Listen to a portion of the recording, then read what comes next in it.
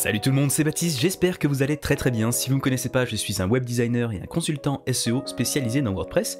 Et aujourd'hui, on va parler d'un sujet qui est très important si vous avez un site dont l'objectif principal est d'obtenir des demandes de devis. Aujourd'hui, je vais vous montrer comment créer un bon formulaire de demande de devis avec un outil gratuit qui s'appelle Contact Form 7. C'est un petit plugin qui est ultra utilisé sur WordPress parce que il fait le travail en fait. Il est très simple. Il peut avoir beaucoup de fonctionnalités supplémentaires si on l'associe avec d'autres plugins qui ont été créés pour lui, et il est complètement gratuit. Là, il n'y a aucune monétisation, c'est pas un truc freemium vaseux, c'est vraiment juste un formulaire qui fonctionne et qui va vous permettre de créer des demandes de devis assez facilement finalement sur votre site, même si on va le voir ensemble, c'est pas non plus le plugin le plus simple à prendre en main. Il faut quand même voir un petit peu comment ça fonctionne. Et c'est ce que je vais vous montrer aujourd'hui. Donc si ça vous intéresse de voir comment créer un formulaire de devis de la bonne façon qui puisse derrière convertir les gens, générer des demandes et en plus gratuitement, continuez à regarder cette vidéo, on y va. Donc on va commencer par aller sur l'administration et on va aller dans les extensions puis ajouter. Là-dedans, on va taper Contact Form 7. On va attendre que ça charge, et voilà le premier qui est ici avec le petit logo de montagne, c'est ça, Contact Form 7.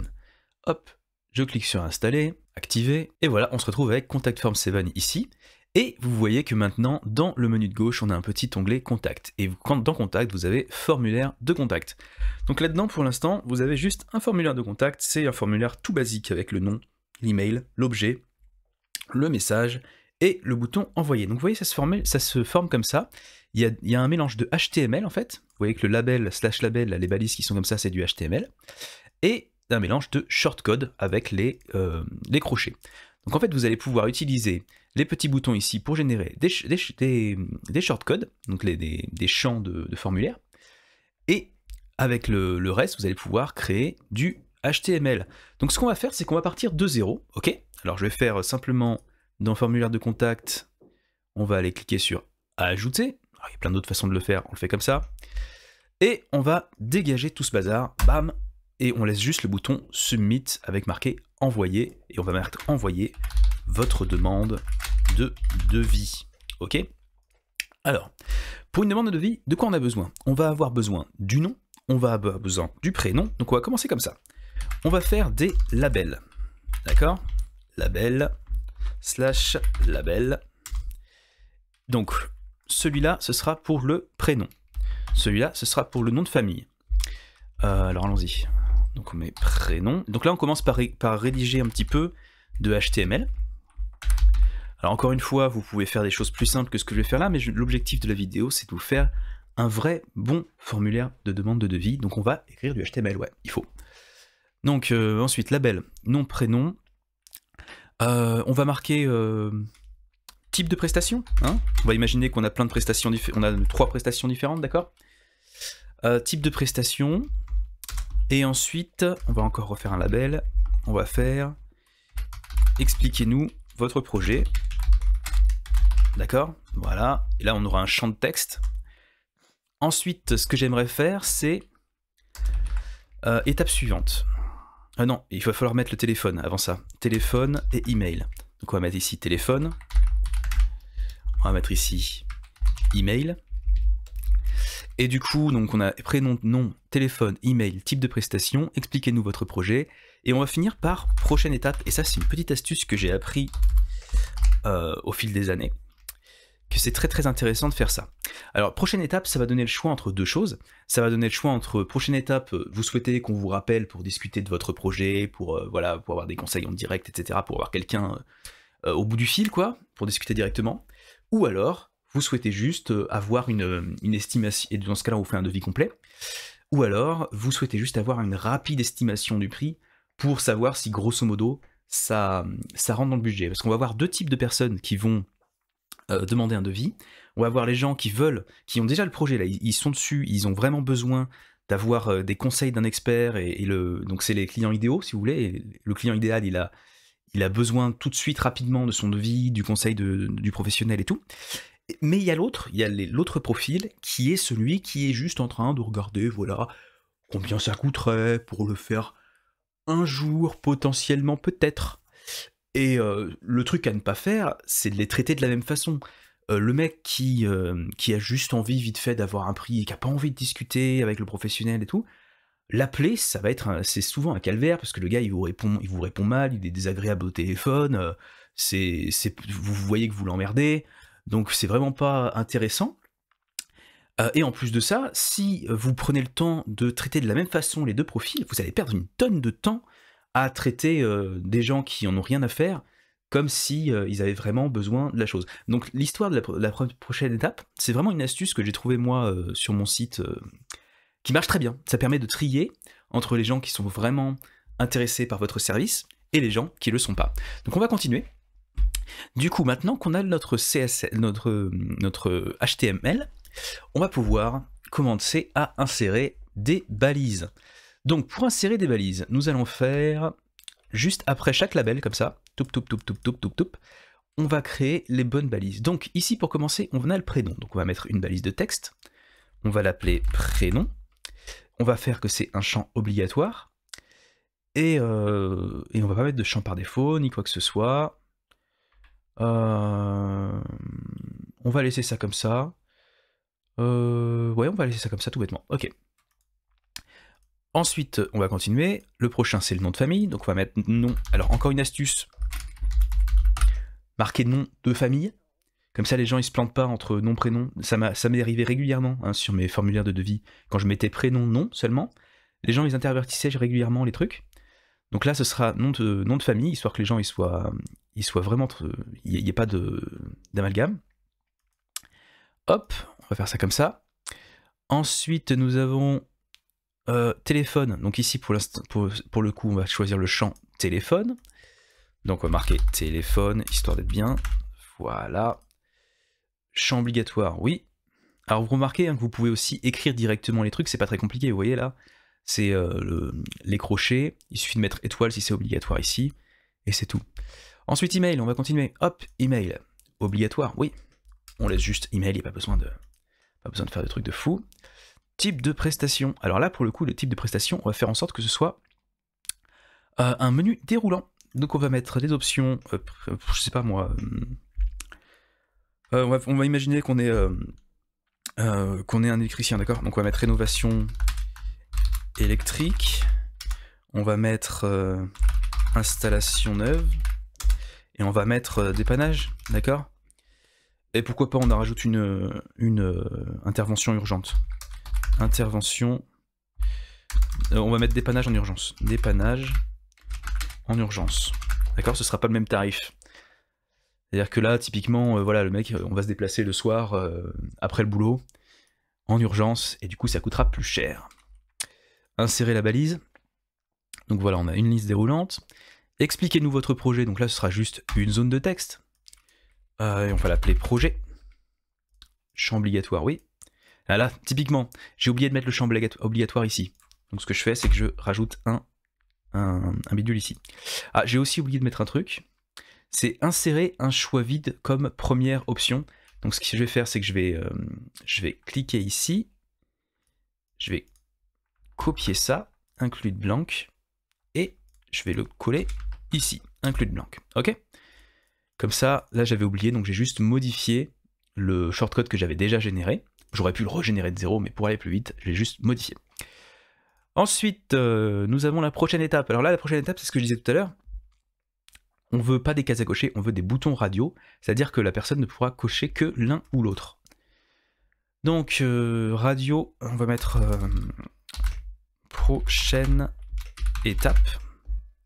Option, je souhaite être rappelé.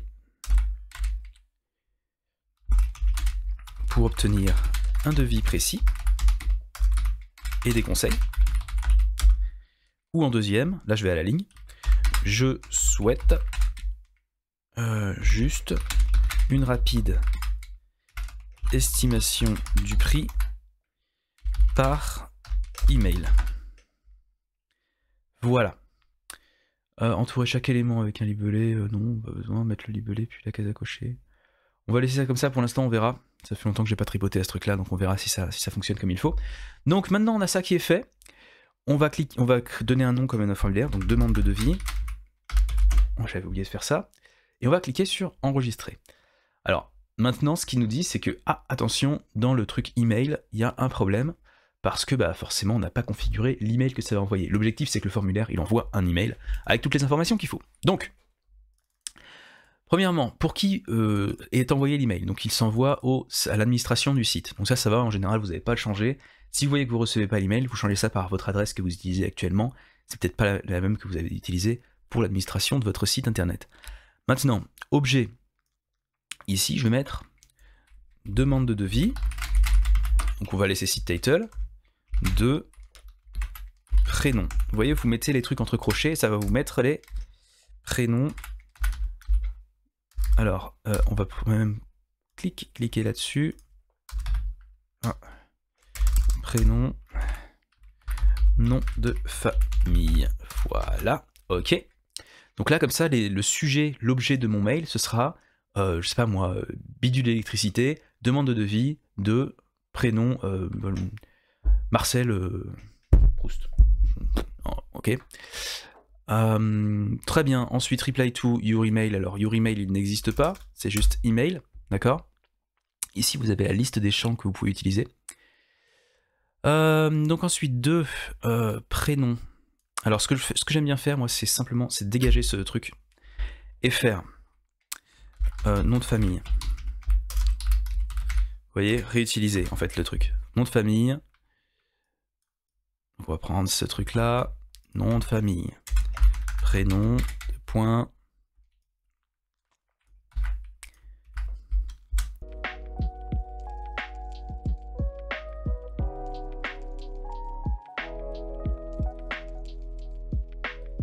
Et voilà. Maintenant, on a tout ce qu'il faut ici. Alors, de temps en temps, ce que vous pouvez faire aussi, c'est utiliser l'email numéro 2 et envoyer un email à votre client qui a donc demandé un devis pour lui dire, bah voilà, votre demande de devis a bien été reçue, voilà ce qu'il faut faire, voilà, enfin, vous pouvez nous appeler à telle adresse, etc., etc. Moi, je vais pas le faire cette fois-ci, mais sachez que vous avez cette option-là. Ça fonctionne de la même façon, sauf que le pour, du coup, au lieu de l'envoyer à l'administration du site, bah, vous allez l'envoyer vers le champ email de votre formulaire. Ok? Je vais décocher ça pour l'instant, vu que j'ai pas envie de faire ça cette fois-ci. Enregistrer.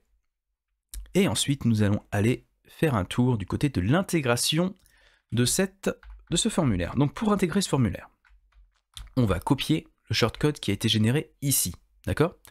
Et on va aller dans la page de demande de devis. Donc là, actuellement, on n'en a pas. Donc, je vais ajouter une nouvelle page. On va l'appeler demande de devis. On va ajouter un bloc. Alors, je me demande s'il n'y a pas un bloc Contact Form 7 directement. Oui, il y a un bloc Contact Form 7. Donc, il y a deux façons de faire. Vous allez pouvoir soit ajouter un shortcode et coller le bidule dedans qu'on a pris tout à l'heure, ok? Le shortcode du formulaire. Ou alors, vous pouvez directement utiliser le bloc Contact Form 7. Moi, je fais jamais ça normalement, mais bon, pour ce coup-là, on va le faire. Et sélectionner le formulaire de devis qui vous intéresse, c'est parfaitement la même chose. Donc maintenant, on va simplement cliquer sur publier, et on va voir ce que ça donne. Est-ce qu'il y a des choses à ajuster ou pas? Logiquement, ça devrait aller, mais ça devrait être laid. Ah bah, c'est même pas si moche que ça, grâce à mon thème. Grâce à mon thème qui a l'air d'avoir intégré... Alors c'est quoi le thème que j'utilise sur ce site-là? Voyons voir, je vais vous dire ça tout de suite, comme ça vous saurez. Actuellement, j'utilise Astra, qui est un bon thème. C'est vraiment un bon thème celui-là. Si vous voulez faire un thème qui utilise Elementor typiquement comme builder, ou même juste un thème de base, hein, vous n'êtes pas obligé d'utiliser Elementor, hein, vous pouvez juste utiliser WordPress, ça ira très bien. Astra, c'est un bon thème. Donc voilà, donc ça c'est un très beau formulaire qui fonctionnera très bien. Je veux dire, voilà, il n'y a pas besoin de faire plus que ça. Vous voyez, demande de devis, prénom, nom, téléphone, email, type de prestation. Alors hop, là vous allez pouvoir cliquer sur rénovation électrique. Alors je reviens sur ce truc-là. Quand on a créé le formulaire et qu'on a dit include blanc, c'est-à-dire qu'on a fait en sorte que le premier choix ce soit les tirés comme ça, c'est important parce que sans ça, il y a beaucoup de gens qui laissent le premier choix et qui font pas gaffe. les internautes, ils font très souvent pas attention, et donc il faut vraiment les aider à tous les moments pour faire en sorte que ça se passe bien. Donc ça, c'est un formulaire qui fonctionnera, ok? Il pète pas du feu, mais il fonctionnera. Qu'est-ce que vous pouvez faire pour améliorer encore ce formulaire de demande de devis? Vous pouvez ajouter un paragraphe en dessous ici qui explique précisément comment ça se passe. Donc voilà, utilisez le formulaire ci-dessous pour nous envoyer votre demande de devis. Vous pourrez choisir entre, si vous choisissez dans la prochaine étape le rappel, nous vous rappellerons dans les 24 heures et nous vous ferons un devis complet.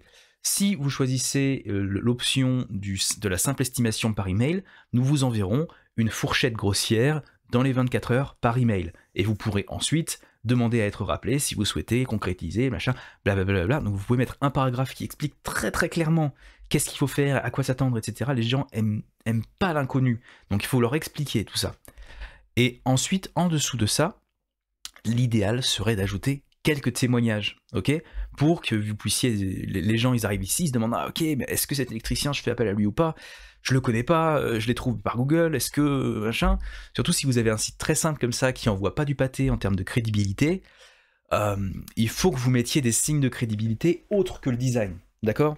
Et donc ça peut être simplement un petit carrousel de témoignages. Alors maintenant, si votre formulaire est moche, ça veut dire que votre thème ne supporte pas Contact Form 7 par défaut. Et donc il va falloir soit que vous tapiez du CSS vous-même, soit que vous utilisiez un plugin, et c'est ce que je vais vous montrer tout de suite. Alors, ce plugin, on va aller regarder dans Extensions, et je vais vous montrer comment est-ce qu'il s'appelle. Alors, on va fermer les onglets sur la droite, on va fermer tout ça, et donc le plugin s'appelle Material Design for Contact Form 7. Donc vous allez l'installer comme d'habitude en cherchant, en allant ajouter une extension, puis en cherchant, et vous allez installer ce truc-là. Une fois que vous avez installé ça, vous allez retourner dans votre formulaire de contact, d'accord? Formulaire de contact. Et vous allez ouvrir, alors ce qu'on va faire, c'est que celui-là, je vais le supprimer. Hop. Vous allez dupliquer le formulaire de demande de devis qu'on a créé avant. Dupliquer. Et on va l'appeler formulaire de demande de devis matériel. Ok? Et vous voyez que maintenant, on a un petit bouton, alors on a aussi un pop-up qui demande de payer, mais on a un petit bouton ici, Material Design, qui va nous permettre de prendre tous ces trucs-là et de les transformer, de les rendre plus beaux. Donc pour commencer, je vais mettre de la marge ici, et je vais cliquer sur Material Design, on va insérer la balise de formulaire, insérer. Et ensuite, on va commencer à insérer des balises là-dedans. Donc on va dire qu'on voulait une balise de texte qui soit prénom. Et donc on va prendre le machin de la balise de Contact Form 7 de prénom et on va la mettre au milieu. Ok? Hop, je ferme ici. Donc là on a une première ligne, vous voyez, avec MD texte, prénom au milieu et ça. On fait pareil pour le reste et on finit bien par un petit bouton de validation d'envoi. Voilà, donc on clique sur envoyer, insérer. Et on n'a plus qu'à faire pareil, c'est-à-dire copier le submit et coller ici. Bon, c'est laborieux, mais d'un autre côté, c'est un truc que vous devez faire une seule fois. Hein. Vous n'allez pas le faire 25 fois, votre formulaire de demande de devis. Donc maintenant que j'ai fini tout ça, je dégage mon ancien formulaire, j'enregistre, et on va pouvoir aller l'insérer dans une nouvelle page. Donc on va aller dans Page, hop, j'ouvre dans un nouvel onglet, hein. Demande de devis. Voilà, on va utiliser cette fois-ci demande de devis matériel, mettre à jour. Et on va voir ce que ça donne. Ok, donc comme vous voyez maintenant, ça utilise la norme Material Design pour afficher le formulaire. Et ça, alors autant par rapport à tout à l'heure, comme j'ai dit, c'est pas forcément ultra utile, hein. Tout à l'heure le design du formulaire était très bien. Mais par contre, si vous aviez un formulaire qui était ultra moche, qui avait aucun CSS dessus, là forcément ça vous fait gagner beaucoup de temps, ça vous donne un formulaire qui est très correct, sans avoir à y passer des heures. Ok, donc maintenant vous savez faire un formulaire de demande de devis qui dépote pour votre site internet. Mais attention, 2 secondes. La plupart des gens qui me contactent avec un site internet pour que je le regarde, pour que je vérifie si tout roule, etc., ils ont 2 problèmes. Soit ils ont un site qui est dégoûtant, qui est moche et qui convertit pas parce qu'il n'y a pas de boutons, il n'y a pas des machins, enfin bref, c'est le bazar, et du coup forcément le site il ne donne pas envie aux gens de demander des devis, ok? Donc là avec la vidéo du jour, au moins vous aurez un bon formulaire, ce qui est déjà une très bonne chose. Mais le deuxième problème qui est le plus fréquent, c'est que les gens, ils ont juste personne sur leur site. Ok, ils ont 10 pécores qui se baladent sur leur site par mois. Fatalement, je veux dire, ça ne génère pas beaucoup de devis.